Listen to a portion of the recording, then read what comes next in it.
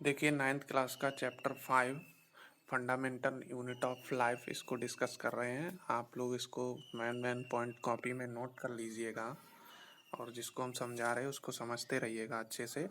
देखिए शुरू से पढ़ा रहे हैं और केमिस्ट्री वाला जो पोर्शन है वो क्लास में करवाएंगे और उसका भी कुछ वीडियो बनाएंगे, क्योंकि वो वीडियो के माध्यम से अच्छे से समझ में नहीं आएगा, लेकिन कोशिश करेंगे फिर भी। तो देखिएगा, A cell is the basic structure and functional unit of life forms.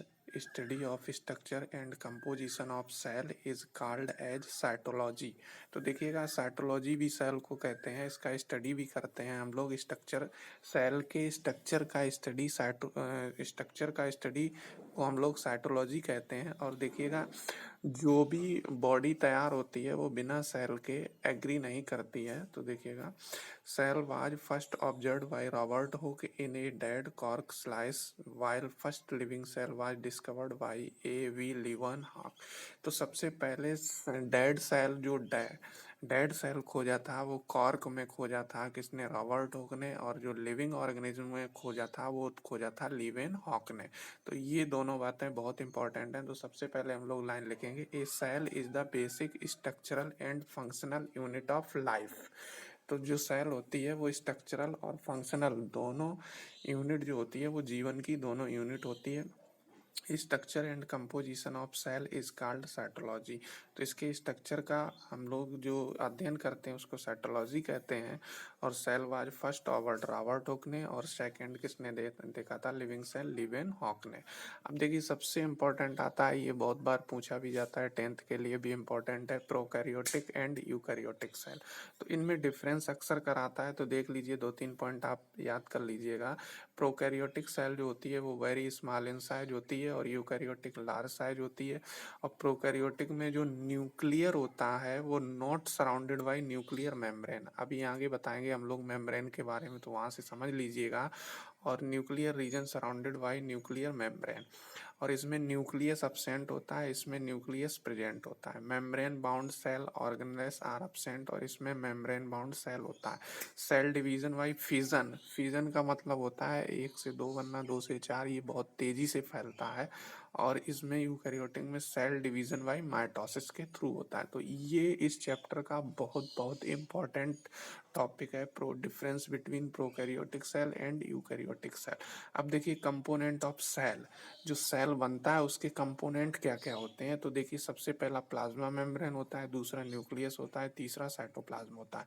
अब देखिए, थोड़ा सा हम लोग समझने की कोशिश करते हैं। एक हम लोग ऑनियन लेते हैं, तो ऑनियन का जो सबसे ऊपरी भाग जो छील देते हैं और जो लेयर निकलती है उसको हम लोग प्लाज्मा मेम्ब्रेन कह सकते हैं। और उसके अंदर जो मटेरियल भरा हो उसको हम लोग न्यूक्लियस कहते हैं।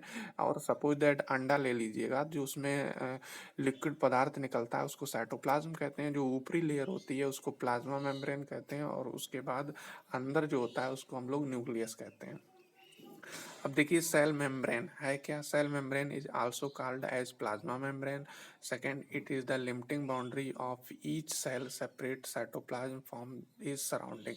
तो इसमें जो बाउंड्री होती है वो सराउंडेड में बाउंड्री होती है, वो किसको सेपरेट करती है कि साइटोप्लाज्म जो है वो न्यूक्लियस में मिल ना पाए।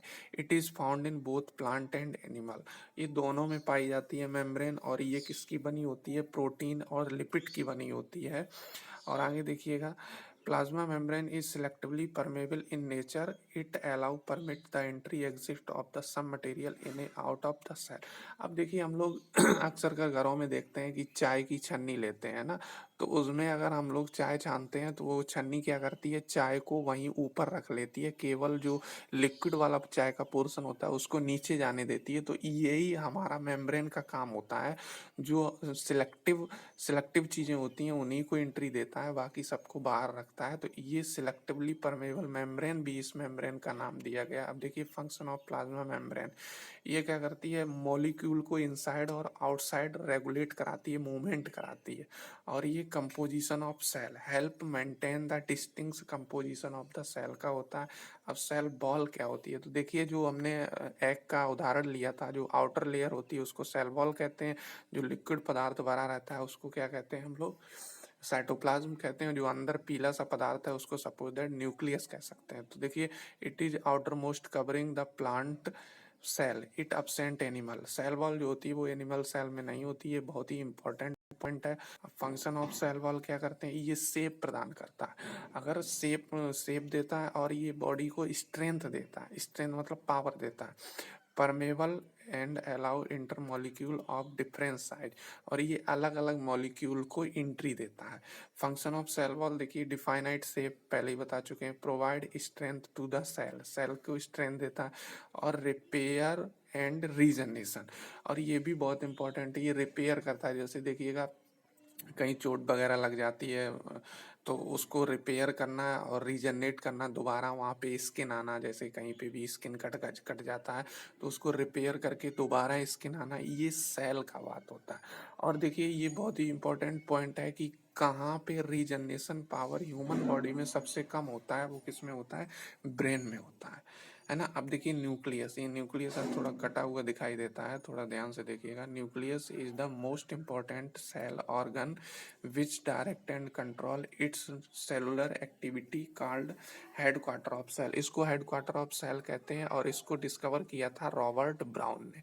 इसका फंक्शन क्या होता है तो देखिएगा, मेटाबॉलिक एक्टिविटी कराता है, और इसमें हेरिडिटरी कैरेक्टर रहते हैं जो माता पिता से किस में जाते हैं, बच्चों में जाते हैं। ठीक, इसके आगे का वीडियो हम लोग कल डिसाइड करेंगे। थैंक